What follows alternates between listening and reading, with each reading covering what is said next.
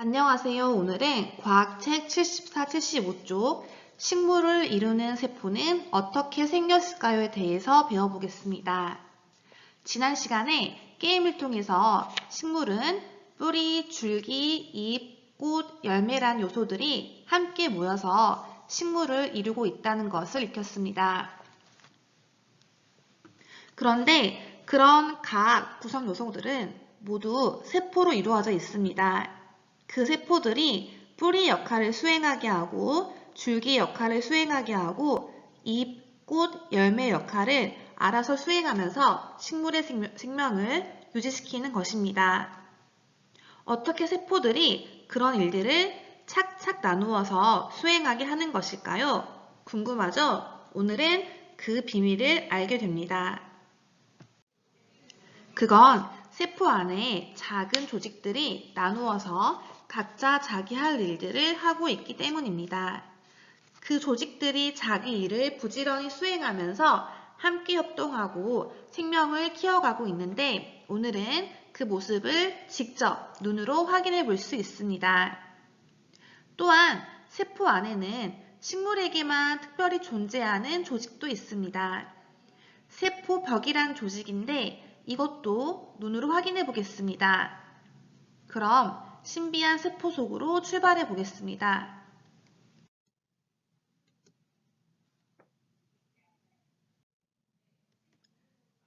자, 그럼 오늘 배울 내용을 동영상으로 시청해 보겠습니다. 식물을 이루는 세포는 어떻게 생겼을지 알아보아요. 세포는요, 대부분 매우 작기 때문에 맨눈으로 관찰은 어려워요. 작은 것을 크게 보기 위해서는 현미경이 필요한데요. 식물세포는 이와 같이 광학 현미경을 이용하여 관찰할 수 있습니다. 이 그림처럼 사용을 하면 되는데요. 이 쌍안 현미경의 경우에는요, 이 두 눈 사이의 거리에 맞게 이 저반 렌즈의 간격을 조절하고 그리고 이렇게 상을 보면서 조동나사와 미동나사를 돌려서 초점을 맞춘 다음에 식물세포를 관찰할 수 있습니다. 자, 그럼 과연 식물세포는 어떻게 생겼을까요? 한번 관찰해볼까요? 광학 현미경으로 본 식물세포의 모습, 그리고 동물세포의 모습이에요. 동물세포는 식물세포와 달리 모양이 제각각이네요. 식물세포 중에서 양파의 표피세포를 좀 더 자세히 볼까요? 여러 개의 방으로 이루어져 있는 것 같은데요. 이 방 하나하나가 바로 세포 하나입니다. 식물세포의 모습 잘 봤나요? 여러 개의 방으로 이루어져 있다? 또는 이렇게 벽돌이 쌓여 있는 것처럼 보이지 않나요?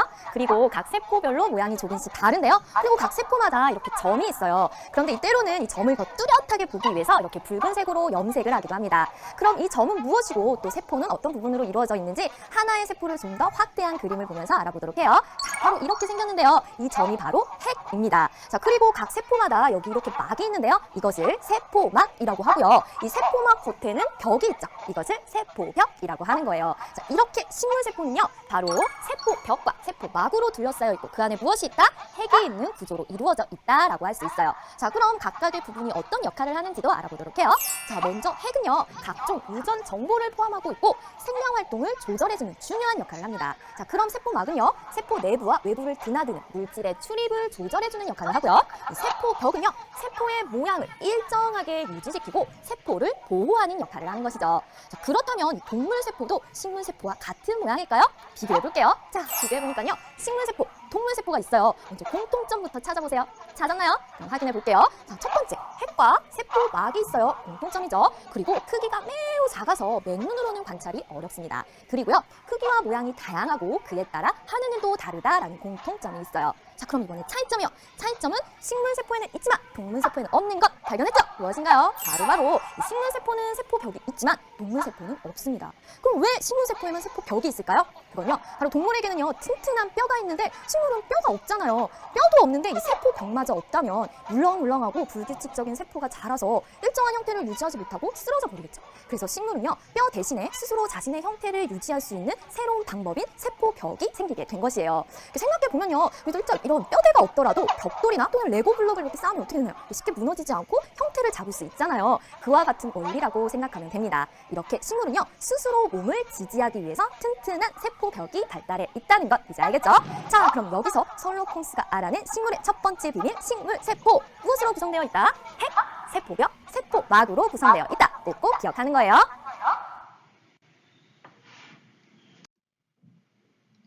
네, 영상으로 시청한 내용을 선생님이 좀 더 구체적으로 설명해 보겠습니다. 1. 광학현미경 사용법 확인하기. 2. 핵, 세포막, 세포벽의 역할 알기. 3. 식물세포와 동물세포의 차이점 알기 순으로 설명 가도록 하겠습니다.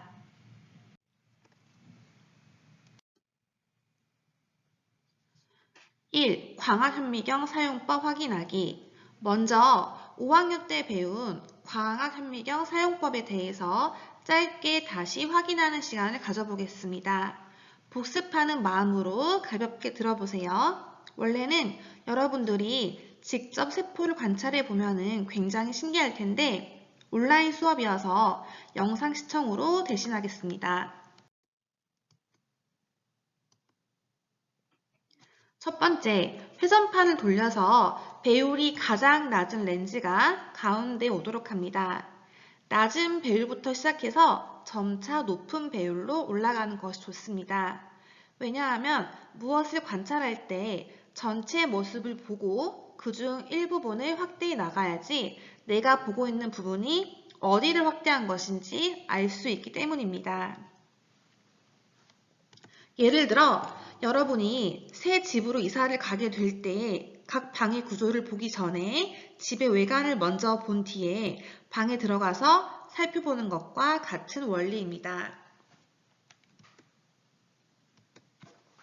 두 번째, 현미경의 전원을 켠 다음에 조리개로 빛의 양을 조절합니다. 전기 빛을 이용한 현미경이어서 현미경 이름이 광학현미경이 되는 것입니다.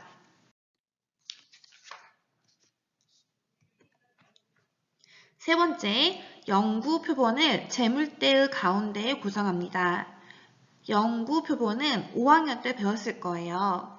세포에서 물기를 제거해서 세포가 변질되지 않도록 만든 표본입니다. 그래서 영구적으로 관찰할 수 있어서 이름이 영구 표본이 되는 것입니다. 영구 표본은 유리로 되어 있으니 조심해서 다루어야 합니다.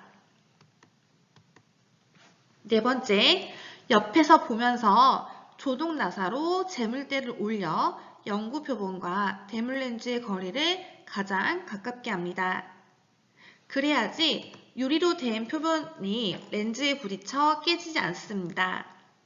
이 점이 현미경을 사용할 때 가장 조심해야 할 부분이니 꼭 기억해 주세요. 다섯 번째, 조동 나사로 재물대를 천천히 내리면서 접안 렌즈로 상을 찾습니다. 핸드폰으로 사진을 찍을 때 초점을 잡는 것과 비슷한 원리입니다. 처음에는 상이 흐릿해서 잘 안 보입니다. 그래서 조동 나사로 상의 윤곽이 보이도록 조절하고 미동 나사로 상이 좀 더 자세하고 뚜렷하게 보이도록 조절하는 것입니다. 조동 나사는 전체적인 윤곽을 찾는 정도로 대략 조절하게 만든 나사이고 미동 나사는 세밀한 초점도 조절하게 만든 나사입니다. 이름만 들어도 느낌이 오죠. 이렇게 세포를 관찰한 뒤에 좀 더 세포를 크게 보고 싶으면 다시 재물대를 내리고 이번에는 좀 더 고배율의 렌즈로 돌려서 앞에서 했던 방법을 그대로 반복하는 것입니다. 말은 어려운데 실제로 한 번만 해보면 별로 어렵지 않습니다. 나중에 꼭 해볼 기회가 생기길 바랍니다.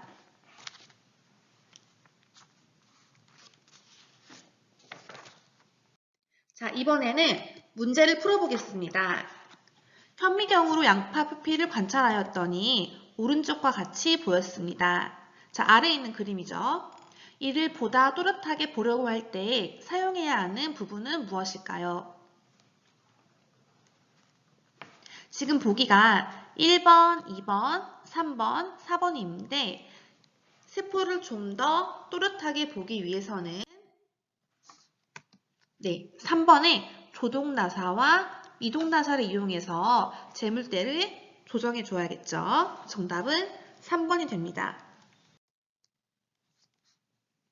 자, 2번 핵, 세포막, 세포벽의 역할 알기 순서입니다.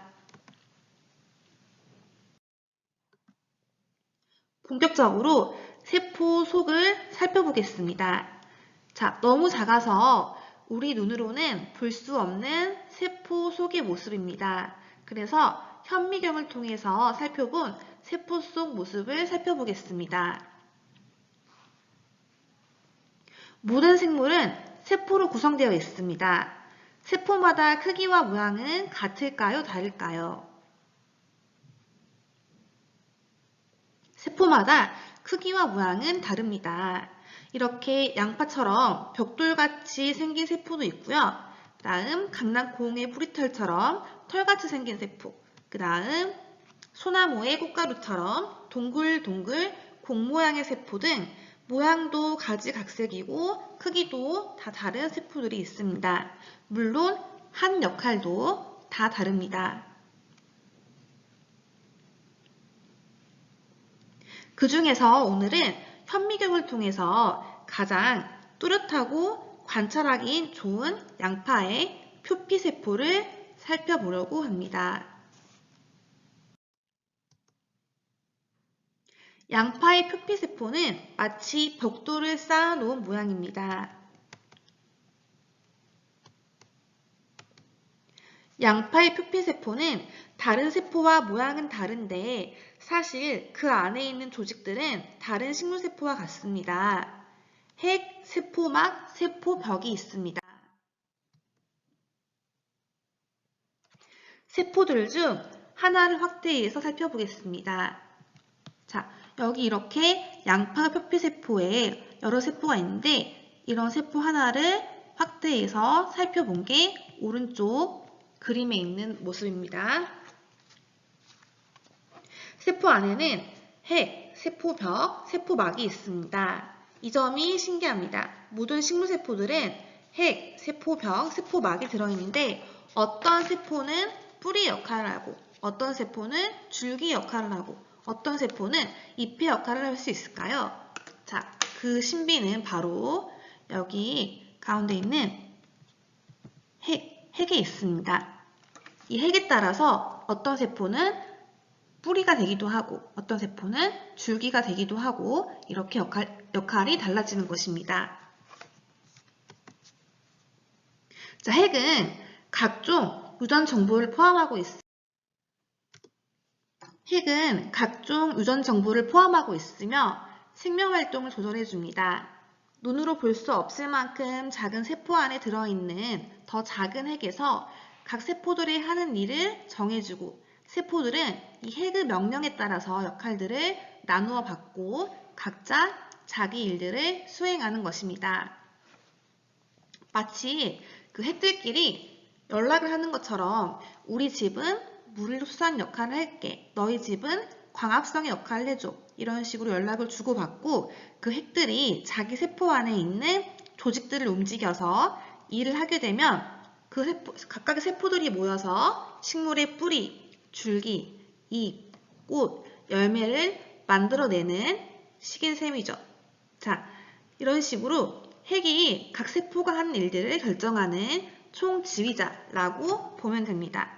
자, 이것에 대해서는 좀 더 후에 살펴보는 시간을 갖도록 하겠습니다.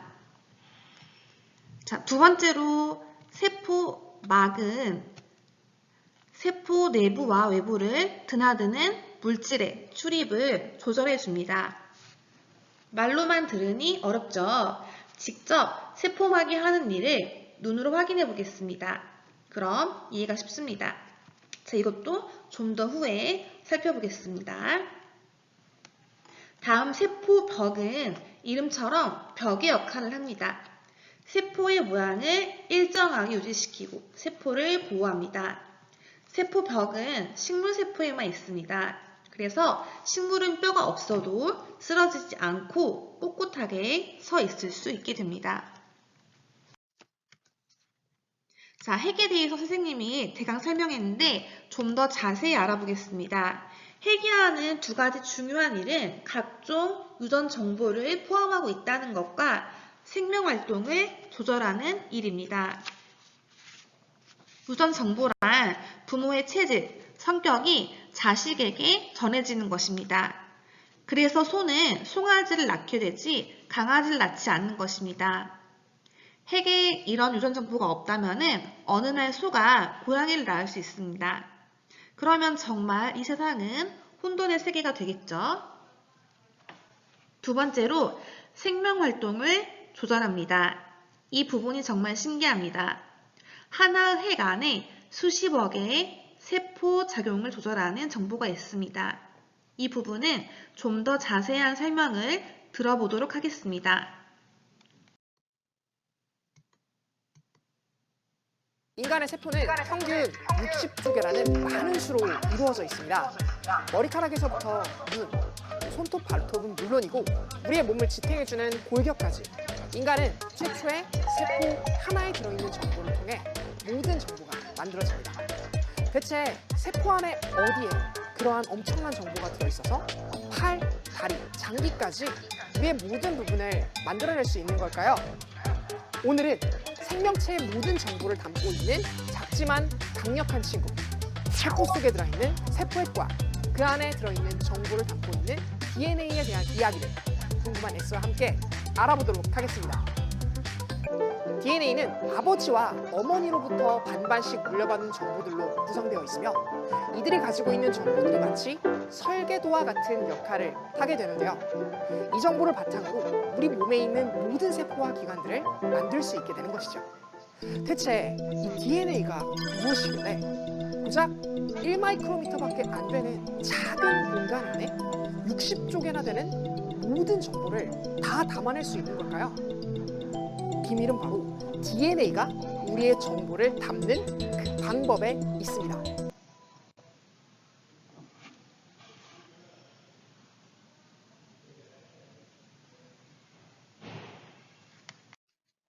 네, 이번에는 세포막에 대해서 알아보겠습니다. 세포막은 이름처럼 막의 역할을 수행합니다. 그런데 그냥 막아주는 게 아니라 세포 내부와 외부를 드나드는 물질의 출입을 조절합니다. 예를 들어서 유익한 물질, 영양분이나 수분은 받아들이고 유해한 물질, 병균이나 독성 물질은 배출합니다. 우리 생각으로 막은 가만히 있는 줄 알았는데 사실 막도 살아서 움직입니다. 그러면서 문을 열었다 닫았다 하면서 물질을 검사하는 것입니다. 이것은 마치 공항의 검색대와 같습니다. 발열 체크를 하고 건강한 사람은 들여보내고 아픈 사람은 다른 곳으로 보내서 치료받게 하는 것과 비슷한 원리입니다. 자, 이것은 직접 눈으로 확인해 보겠습니다.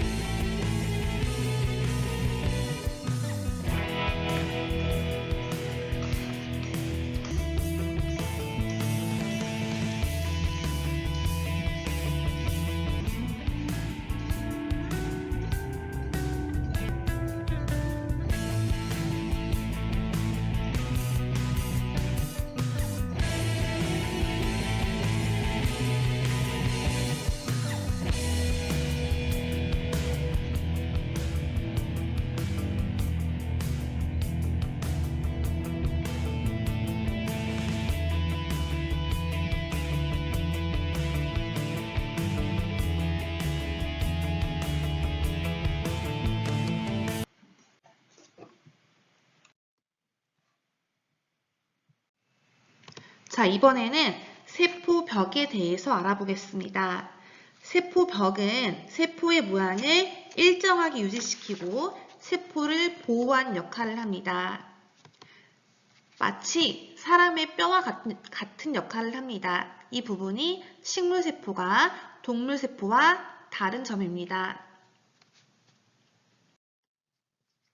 3번 식물세포와 동물세포의 차이점에 대해서 알아보겠습니다. 식물세포에는 세포벽이 있고 동물세포에는 세포벽이 없습니다. 동물세포는 동그란 모양으로 모양이 일정하지 않은데 식물세포는 딱딱하게 각이 진 벽돌 모양입니다. 식물세포는 동물과 달리 뼈가 없어서 세포벽이 없으면 식물이 서 있지 못하고 축 늘어지게 됩니다. 그래서 동물세포와 달리 단단한 세포벽이 세포막 바깥에 한 겹 더 싸고 있습니다. 마치 동물에 있는 뼈와 같은 역할을 하는 것이죠.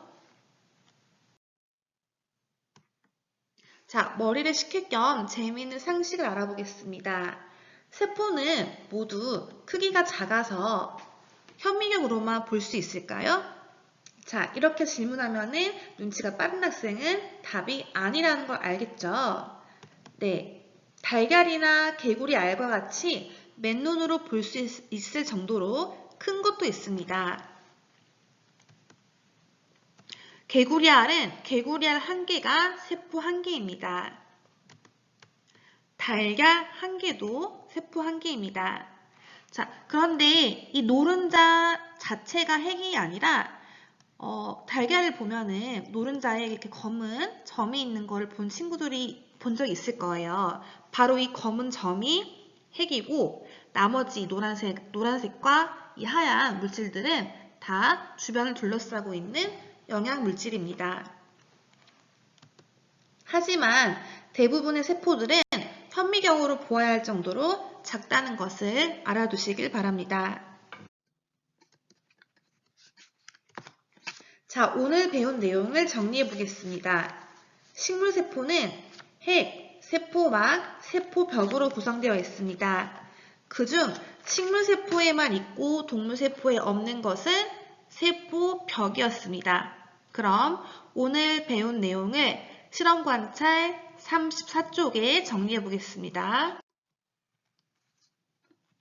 자, 1번 문제입니다. 광학 현미경으로 양파의 표피세포를 관찰하고 그림과 글로 나타내 보세요. 자, 이 문제는 과학책 75쪽의 그림을 참고해서 따라 그려주세요. 자, 배율은 1000배입니다. 이렇게 양파세포의 특징은 벽돌을 쌓아놓은 모양이고 가운데쯤 이렇게 세포마다 각각 동그란 핵이 있다라는 게 특징이 되겠습니다.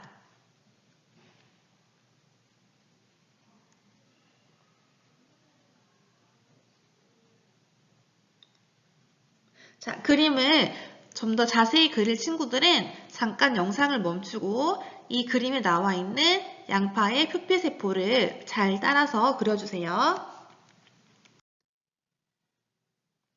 다음은 더 생각해 볼까요? 문제입니다. 식물세포와 동물세포의 공통점과 차이점은 무엇일까요? 네, 공통점은 오늘 배운 것 중에서 핵과 세포막이 있는 것이 바로 두 세포 간의 공통점이었습니다. 그럼 가장 큰 차이점은 무엇일까요? 식물세포에는 세포벽이 있고 동물세포에는 세포벽이 없다는 것이 두 세포 간의 차이점이었습니다.